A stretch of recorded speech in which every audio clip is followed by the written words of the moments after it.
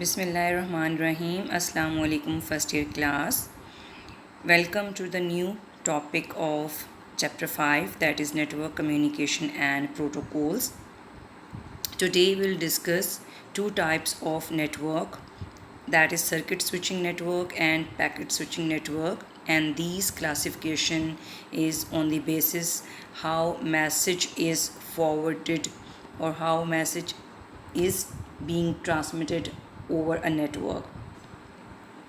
Then we will discuss different IP addressing schemes, that how IP addresses are assigned to each computer on a network. Then we will look what we have done up till now in exercise and what is left. Up till now we have discussed different types of network, either on the basis of geographical area a network may cover, like local area network, wide area network, or personal area network. Networks can also be divided on the basis of medium through which they are connected. It means network can be either wired or wireless. There is another division, or we can say distinguish can be done between networks on the basis of message or data is being transmitted, that how a message or data is transmitted over a network. On the basis of this, a network can be either circuit switch network or a packet switch network. Today we will discuss these two types of network. The first type or the first category of network on the basis of that how a message is being forwarded in a network is circuit switching network. In circuit switching network, a physical path for communication is compulsory or must between sender and receiver, or we can say between subscribers or users of the network. It means there must be a physical medium through message or data will be travel. This concept is different from a guided medium. How? That in this case the data is transmitted through several switches. That's why these networks are called switching networks, because in both network switches like devices are used to switch or to forward the message to the next device. In circuit switching, the connection is being established and it remains established until the data is transferred.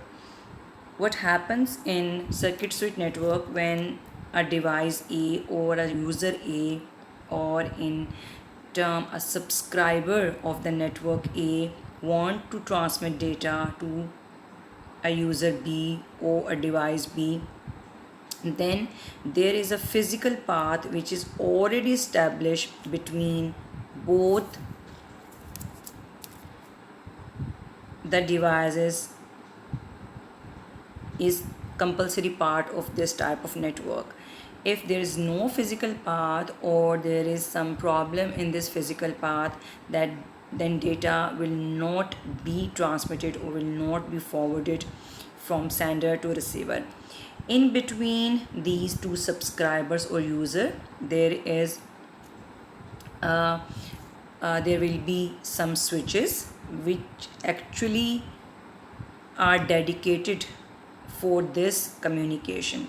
It means कि जो sender से receiver data जाएगा इस किस्म के network में, उसमें जो स्विचेस होंगे they will be dedicated to transmit data only between these two sender for period of time.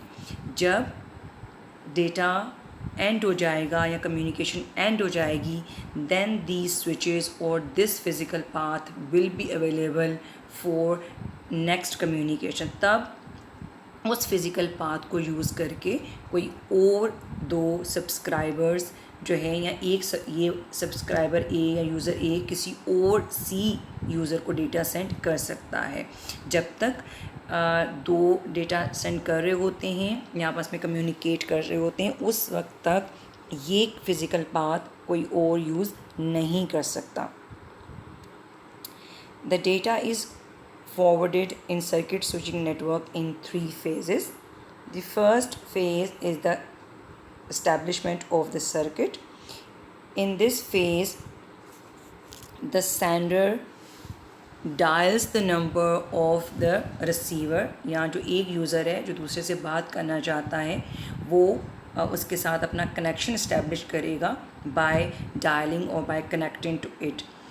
Then the data will be transferred between the sender and the receiver, और उस वक्त तक वो कनेक्शन जो है वो ऑन रहेगा और वर्किंग रहेगा, और इन अदर वर्ड वो बिज़ी रहेगा for transferring data between sender and receiver. Then in last phase the circuit will be disconnected. It means कि जब उनके दरमियान डेटा ट्रांसफ़र हो जाएगा देन आइदर सेंडर और receiver will disconnect the communication, और जब वो कम्युनिकेशन को डिसकनेक्ट करेगा तो जो सर्किट है उनके दरमियान it will also be disconnected. This is how a data will be transmitted or message will be transmitted between two devices in circuit switching network. One of the popular example or famous example of this type of network is our old or traditional telephone network. What happens in traditional telephone network when a user who want to call another user on telephone network, it dials the telephone number of the receiver, then a connection is established between sender receiver. जब receiver जो है phone pickup कर लेता है, ठीक है.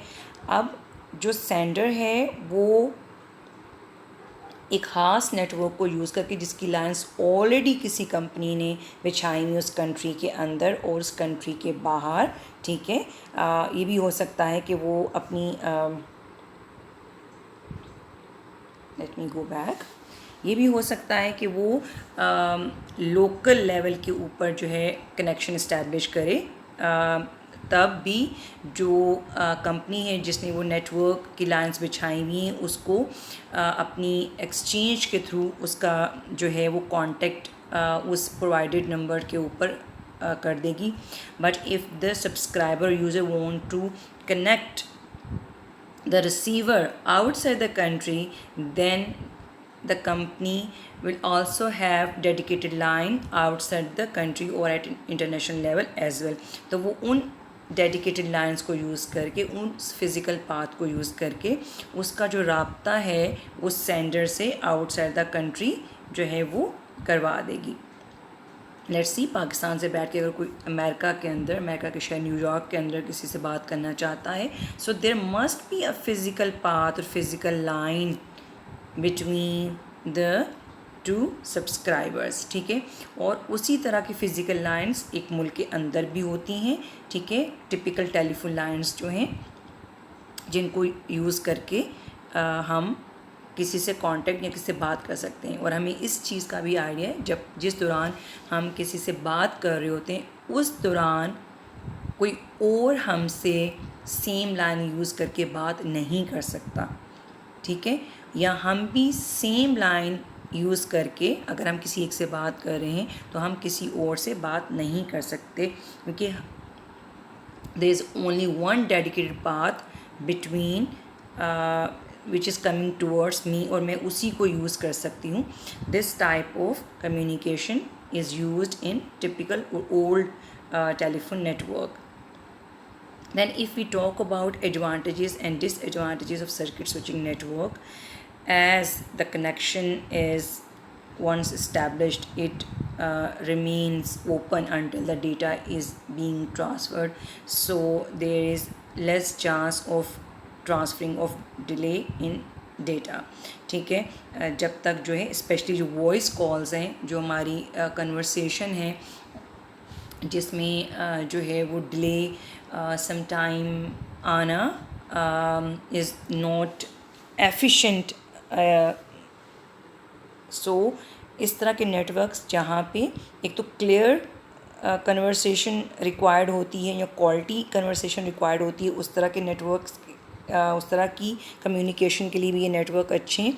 और इसके अलावा जब एक दफ़ा कनेक्शन इस्टेब्लिश हो जाए और बीच में कोई पॉज या ब्रेक्स ना आए, ठीक है, या जो है वो जो हमारी जो वॉइस कॉल बीच में पॉज हो जाती है या सिग्नल लॉस की वजह से कोई इश्यूज़ आते हैं वो ना आए, तो उसमें जो है circuit switching is better option.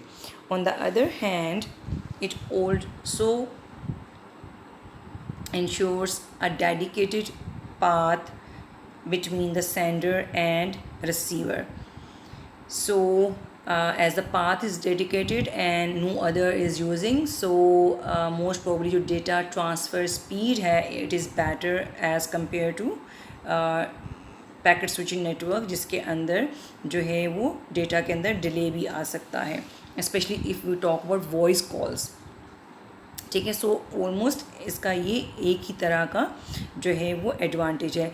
If you talk about disadvantages, the one main disadvantage is that no other user can use this network if two persons are connected to each other and they are transferring data, as the path is dedicated and there is only a physical path which is dedicated between two users, and it always provide a fixed data rate. यानी अगर आपने जो telephone का जो आपका network है उसके ऊपर एक फ़िक्स डेटा नेटवर्क की स्पीड है विच इज़ यूजली जो उस कंपनी की तरफ से प्रोवाइड की जाती है वही यूज़ की जा सकती है. And as the path is dedicated between two users, और इस तरह के जो पाथ के थ्रू जो कम्युनिकेशन होती है इट इज़ मोर एक्सपेंसिव, क्योंकि वही सेम लाइन जो है उसको यूज़ करके कोई और आपसे कांटेक्ट उस वक्त नहीं कर सकता.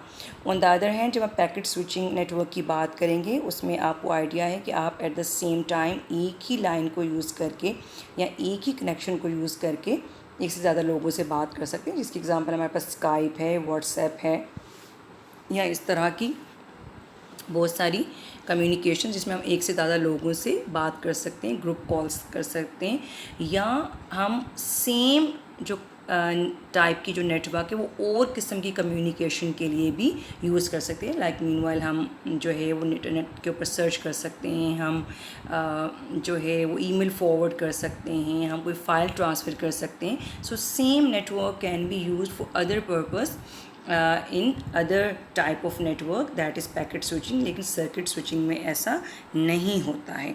सो इस तरह के जो नेटवर्क्स हैं वो एक्सपेंसिव कंसिडर होते हैं. Next is packet switching network.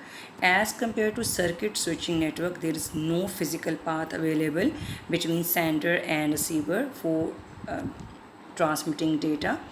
In contrast, in this type of switching network, all the data or the message or a complete message is divided into or broken down into small blocks or units called packets, right? And these packets includes both source and destination IP addresses, and these small packets are forwarded to our local exchange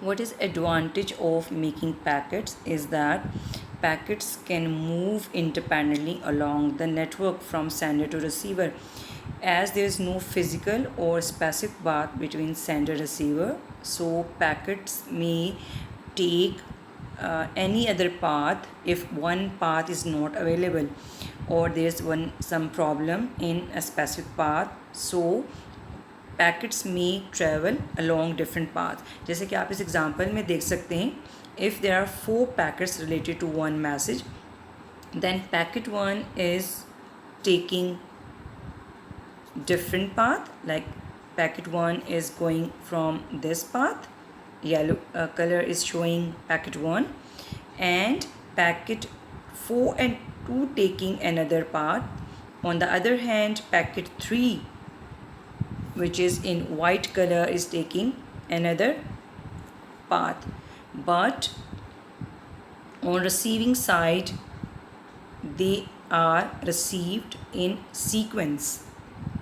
Even 4 different packets took different paths, but they reached in sequence at receiving side. So this is advantage of packet switching. If there is some problem in a specific path, then the packet may take another path. What happens in packet switching, that when packets are made by the routers or the device which is actually responsible for making packets on sending side, then these packets are forwarded to local PSC exchange. PSC exchange actually उस company की होती है जिसका हम network use करके wifi को या internet के साथ कनेक्टेड होते हैं, या जिसका हम वाईफाई यूज़ कर रहे होते हैं। तो उसकी जो एक्सचेंज है, all the packets are forwarded to that exchange. Then वो जो PSC है, इट कंटेन्स मैनी राउटर्स, ठीक है। और वो जो राउटर्स हैं वो क्या करेंगे, वो हर पैकेट के डेस्टिनेशन एड्रेस को, स्पेशली सोर्स और डेस्टिनेशन दोनों, और स्पेशली डेस्टिनेशन एड्रेस को चेक करेंगे, और on the basis of that destination address it will the router और the PSC overall, या जो राउटर्स PSC के अंदर एक्सचेंज के अंदर लगे हुए हैं, वो उस पैकेट को डिफरेंट पास के ऊपर या एक ही पास से जो है एक पाथ के ऊपर फॉरवर्ड कर देंगे ताकि वो डेस्टिनेशन तक पहुंच जाए, ठीक है। अब चूँकि पैकेट्स बन गए हैं तो ये ज़रूरी नहीं है कि मैसेज जो है वो एक ही पाथ के थ्रू जाए, तो then it will be decided by the routers which are part of each PSC through which we are connected or through which the sender is connected. This mechanism is called store and forward, के पहले वो packets को receive करेंगे and on the basis of destination वो जो है उसको forward करेंगे, और जो अप्रोप्रिएट लिंक होगा उसके थ्रू वो उसको लिंक करेंगे, उसको सेंड करेंगे। हो सकता है वो सारे पैकेट्स एक ही लिंक के थ्रू सेंड कर दें, या उनको डिफरेंट पैकेट्स को डिफरेंट लिंक्स के थ्रू सेंड करें, right. And it is done on the basis of a directory which is implemented on each router which is part of packet switching exchange। यानी जो packet switching exchange जो है उसके अंदर जो routers हैं उनके अंदर डायरेक्टरीज इम्प्लीमेंट होती हैं, और वो डायरेक्टरीज एक्चुअली पैकेट्स को अप्रोप्रिएट लिंक्स के ऊपर सेंड करती हैं। अगर हम अपनी नॉर्मल लाइफ में इसके एग्जांपल लें कि हम कहीं कहीं कॉल करते हैं किसी कंपनी के अंदर या किसी हॉस्पिटल के अंदर, तो वहाँ हम उनकी एक्सचेंज को कॉल करते हैं और हम एक्सचेंज से रिक्वेस्ट करते हैं कि हमें फ़लाने डिपार्टमेंट का नंबर मिला दें, तो वो जो एक्सचेंज वाले हैं वो हमारा नंबर थ्रू कर देते हैं हमारे रिक्वायर्ड डिपार्टमेंट की तरफ। बिल्कुल इस तरह से जो PSC पैकेट स्विचिंग एक्सचेंज है, वहाँ पे जो राउटर्स हैं उनके पास उनके ऊपर डायरेक्टरीज या टेबल्स पाथ के इम्प्लीमेंट किए गए हैं, और वो मैच करके डेस्टिनेशन एड्रेस को उस टेबल के अंदर या उस डायरेक्टरी के अंदर जो पाथ देंगे उसको उसकी बेसिस पे किसी एप्रोप्रिएट लिंक के ऊपर जो है पैकेट्स को फॉरवर्ड कर देते हैं, right. And what happens on the receiving end, as we already discuss about it, that on receiving side की जो PSC है या पैकेट स्विचिंग एक्सचेंज है, जहाँ पे हमारा रिसीवर है उसके नियर बाय भी कोई ना कोई स्विचिंग एक्सचेंज होगी, वहाँ पे जाके ये सारे पैकेट्स जो हैं वो रीअसेंबल होंगे और सीक्वेंस से रीअसेंबल होंगे, और then it be forwarded to the user. The example of packet switching exchange is computer to computer communication or communication between two digital devices like mobile to mobile. This is best example of packet switching exchange. And in either we are forwarding email or either we are on voice call through WhatsApp or Skype. It happens in the same way as we have discussed, that message is broken down into packets, and packets are moved on through different paths through the PSE or packet switching exchange. Right. If we talk about advantages and disadvantages of packet switching network, one main advantage as compared to circuit switching is that the same channel or same lines can be used by many other users. यानी PTCL let's see हमारी packet switching exchange है, और जो है वो मेरे packets भी उसी पाथ से सेंड कर सकती है, और वहीं से जो बाकी उसके लाखों यूज़र्स हैं, उसके सब्सक्राइबर्स हैं, उनके पैकेट भी वो उन्हीं लिंक्स को यूज़ करके फॉरवर्ड कर सकती है, क्योंकि राउटर्स के अंदर कैपेबिलिटीज़ होती हैं कि वो एक से ज़्यादा पैकेट्स, डिफरेंट पैकेट्स जो हैं वो फॉरवर्ड कर सकते हैं. ठीक है. And second advantage is that it is considered more efficient as compared to circuit switching, as it does not require a dedicated path between sender and receiver. Another advantage, same as one, that if the one path or one link is not available, so the packets can be rerouted or can be resent from any other path. क्योंकि जो routers होते हैं they are intelligent enough, और उनको जो है उनके आगे के जो राउटर्स होते हैं वो ये मैसेज फॉरवर्ड कर देते हैं कि जो ये पाथ है इट कंटेन कंजेशन, या इसके ऊपर जो ट्रैफिक का लोड ज़्यादा है, देन जो राउटर है जिसने डेटा आगे फॉरवर्ड करना है वो उस पाथ के बजाय किसी और पाथ के थ्रू जो है वो डेटा ट्रांसफ़र कर देता है. So another path can be adopted or obtained or can be taken to forward the packet, as there is no specific or a particular path is dedicated between sender and the receiver. If we talk about disadvantages, then the first disadvantage of such type of network is that this is not suitable for devices where delay cannot be tolerated. जैसे बहुत सारी voice conversations ऐसी होती हैं कि जिनमें जो break है या जिनमें जो डिले है, डेटा का जो डिले है वो एक्सेप्टेबल नहीं होता है. इवन चीप मीडियम या चीप नेटवर्किंग होने की वजह से बहुत सारी कंपनीज़ इसको यूज़ करती हैं for voice communication, but at the professional level जहाँ पे एफिशिएंसी और प्लस जो है एक्यूरेसी ऑफ डेटा रिक्वायर्ड हो, कि जो कहा जा रहा है वो एज इट इज़ सुनने वाले को क्लियर सुनाई दे, उस किस्म की कम्युनिकेशन के लिए जो है उस तरह की सेंसिबल या जो सीरियस कम्युनिकेशन है उसके लिए जो packet switching network is not good choice. And then sometimes or in some hours packets और डेटा जो है वो बहुत ज़्यादा हो जाता है, जिसकी वजह से एक ख़ास या सारे जो लिंक्स होते हैं वो बहुत ही ओवरलोड हो जाते हैं, या कुछ लिंक्स ऐसे होते हैं जो डाउन होते हैं या उनमें कोई इशू होता है, तो बाकी जो लिंक्स हैं वो बहुत ही ओवरलोड हो जाते हैं, जिसकी वजह से पैकेट्स जो हैं वो कोई और पाथ जब फॉलो करना शुरू कर देते हैं तो वो लॉस्ट भी हो सकते हैं, या वो टाइमली नहीं रिसीवर तक पहुंचते, तो रिसीवर जो है जो कि वेट करता है ख़ास टाइम तक कि सारे पैकेट्स के पास सीक्वेंस में आ जाए, दैन उसको वो रीअसेंबल करे. सो sometimes delay may occur in this type of communication. and then there must be a mechanism in which packets must be reassembled on receiving side, क्योंकि इसके बगैर जो है रिसम्बल किए बगैर पैकेट्स जो हैं वो जो यूज़र हैं, जो एप्लीकेशन है, उसको फॉरवर्ड नहीं किए जा सकते, जबकि सर्किट स्विचिंग नेटवर्क में ऐसा कुछ नहीं होता। उसमें चूँकि एक पाथ इस्टेब्लिश हो जाता है और डेटा ट्रांसफ़र होता रहता है।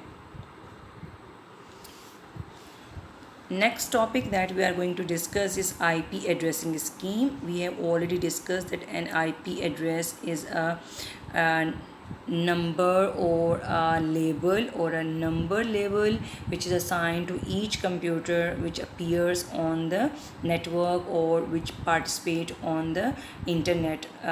अगर तो इंटरनेट के ऊपर वो आता है कोई भी computer, then it gets an IP address, and it is actually a 32-bit address, and these 32 bits are divided into 4 octets or 4 parts, and each octet is equal to 8 bits in binary, right? Octet word come from octal, and octal means 8. तो जो 4 octet में इसको divide किया गया है, they are separated by dots, ठीक है। यानी जो भी IP एड्रेस होगा it will consist of 4 octets और 4 डिफरेंट 3 डिजिट नंबर्स, और हर जो 3 डिजिट नंबर है it will be separated by a dot. ये एक स्पेसिफिक पैटर्न है IP एड्रेस का, ठीक है। सेकेंडली, इस IP एड्रेस के अंदर जो maximum value होगी it will be 255 and the minimum value will be 0. How the minimum value is 0? Because if we take total number of values that can be used using 8 bits, it is 256, right? 2 raised to power 8, it means there can be 256 different combinations of 8 bits. If we start a number from 0, then the end value will be 255. It means कि एक IP address के अंदर हर octet के अंदर जो minimum value होगी वो 0 होगी, और जो मैक्सिमम होगी वो क्या होगी, वो 255 होगी। इट मीन्स कि एक IP एड्रेस, जो लास्ट IP एड्रेस हो सकता है वो क्या हो सकता है, 255.255.255.255, और जो मिनिमम IP एड्रेस है, जो फर्स्ट IP एड्रेस होगा वो क्या होगा, 0.0.0.0, ठीक है। तो this is how IP addresses range appears on different systems, on different computers. The IP address is divided into 2 parts. The first part defines or identifies the network to which the computer is connected, and the second part of the IP address identifies the exactly host or the computer which is participating on the network, right? The first part identifies the network. It means कि एक जो computer है वो किसी एक network का part है, वो किसी ना किसी नेटवर्क का पार्ट है। वो नेटवर्क एक यूनिवर्सिटी का हो सकता है, किसी कंपनी का हो सकता है, ठीक है। प्राइवेट नेटवर्क्स भी होते हैं, ठीक है। और जो सेकंड पार्ट है उस IP एड्रेस के अंदर, यानी उस 8 ऑक्टेट में से कुछ ऑक्टेट्स होंगे जो नेटवर्क नंबर को स्पेसिफाई कर रहे होंगे, और कुछ ऑक्टेट्स जो हैं वो स्पेसिफाई कर रहे होंगे जो एग्जैक्टली कंप्यूटर है उसके नंबर को या उसके होस्ट नंबर को, ठीक है। There are 2 important things that all the computers in a given network share the same network number but must have a unique computer host number. यानी एक नेटवर्क के ऊपर जितने भी कंप्यूटर्स हैं उनका जो नेटवर्क नंबर है वो सेम होगा, लेकिन जो उनका होस्ट नंबर है वो डिफरेंट होगा। अगर हम जो पिछली एग्जांपल है उसको देखें तो इसमें जो फर्स्ट 3 ऑक्टेट्स हैं they are defining the network number. ये एक डिवीज़न है कि इसमें जो फर्स्ट 3 ऑक्टेट्स हैं, if they are defining the network number, और जो लास्ट ऑक्टेट है जिसमें सिर्फ 1 है वो एक होस्ट नंबर को डिफ़ाइन कर रहा है, तो इस नेटवर्क के अंदर जितने भी कंप्यूटर्स होंगे उनका जो ये नेटवर्क नंबर है it will be same.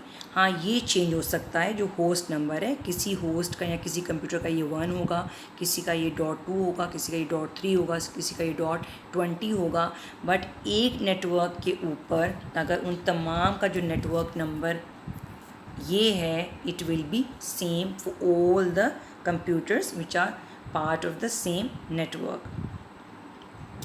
Second point, which is very important, that any two computers on different networks must have different network numbers, but they may have the same computer host number. It means कि तो जो दो computers हैं जो दो different networks में हैं और आपस में वो कम्युनिकेट कर रहे हैं, उनके नेटवर्क नंबर्स तो डिफरेंट होंगे लेकिन उनके जो होस्ट नंबर हैं वो सेम हो सकते हैं। It means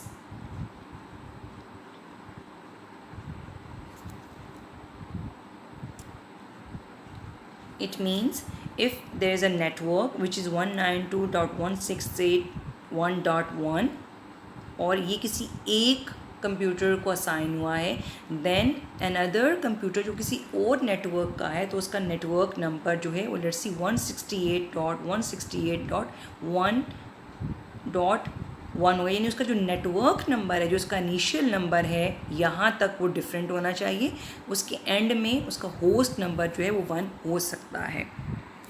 so these two important points are very crucial while IP addresses are assigned to host or to computers on each network. Right, there is example of IP address in which the IP address is shown in binary form as well, and in this IP address first 2 octets are defining the network number and last 2 octets are defining or specifying the host number.